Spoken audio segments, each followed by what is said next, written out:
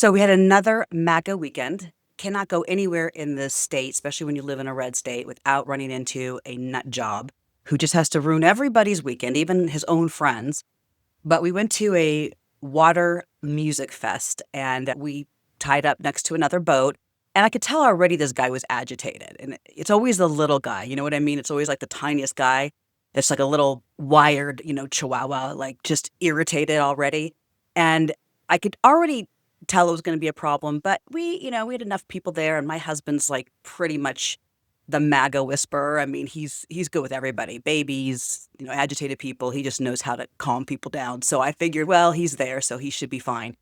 But ultimately, we were all in the water hanging out, and all of a sudden, we're untying from that boat and trying to get out of there. And this guy is just yelling, and he won't shut up. The old me used to go from like 0 to crazy in like 2 seconds, but now I can take a beat.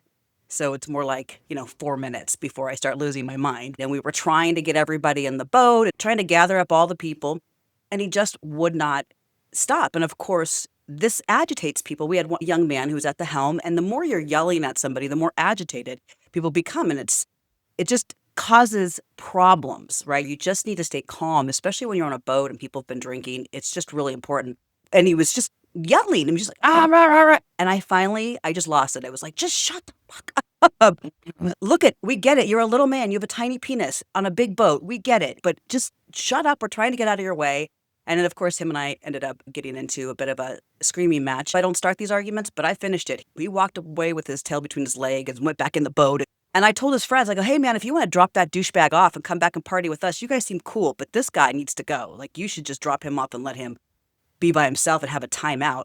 But white man on a big-ass boat, clearly, has money. What the does he have to be pissed off about in his life?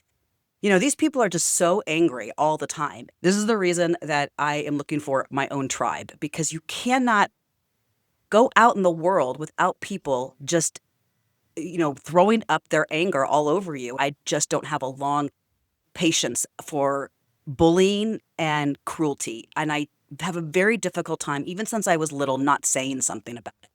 So I usually end up saying something. It usually makes the people around me uncomfortable. Either they're cheering it on, going, yeah, you go, Stephanie. Or they're like, you shouldn't have said anything. He could have a gun. I'm like, I don't know if he's going to have a gun in his bathing suit, but maybe he does. Sometimes I get the feeling of like, I can't let things go like that. I mean, I got to call out ugly, and I got to call out cruelty, and I've got to call out bullying. I do try to let it go. I know people explode. People have bad days. People have bad moments. So I always let it go up front at the beginning. But when it continues and continues, and people are just asking this, person to calm down, saying, hey, listen, we're trying to get out of your way. We're trying to, make what you want us to do happen. If you could just let us give you what you want and just stop. And they don't, and they keep going and going and going. That's usually when I just kind of say enough is enough. So anyway, that was my weekend. Another MAGA weekend here in the lovely Midwest. Disappointing. Hey, have you had any good MAGA stories lately? Let me know in the comments. All right, I'll talk to you later. Bye.